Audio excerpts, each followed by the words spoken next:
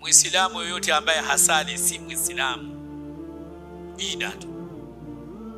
Aitwa Shekua, aitwa Muhammad, aitwa Saidi, aitwa nani, maadama aswali si Muislamu. As-salatu imaduddin, sala ndiyo nguzo kuu ya dini. Man aqamaha faqad aqama din, mwenye kuisimamisha swala kisawa sawa akadumu nayo, basi huyo ameisimamisha dini. Wa man tarakaha, na atakaiacha swala kuiswali bila sababu yote ya ovyo ovyo tu, faqad hadama din, amevunja dini. Mtu hata akizimia akiamka lazima aulize, jamani mshaswali? Sijaswali, tawadhisheni ni swali.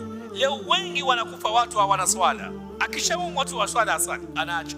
Pale kwenye ugonjwa ndio akae sana pale, amuombe Mungu na awe karibu na Allah subhanahu wa ta'ala kipindi kile, sio kipindi cha ugonjwa basi kuswali mtu hataki. Anakufa tayari kuswala, anakufa hayu katika hali ya tahara, anakufa hana udhu.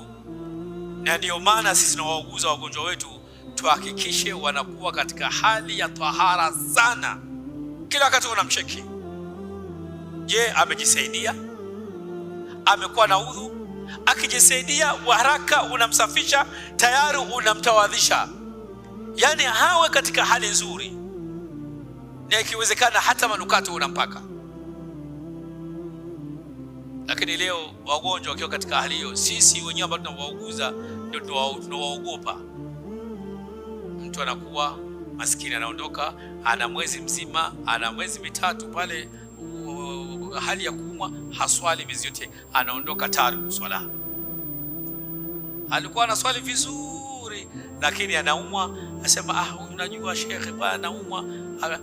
Ukimwita fulani, naam, vipi hali yako? Ndio hivyo. Akili bado anayo. Huyu anao uwezo wa kufanyaje? Wa kuswali, aswali. TV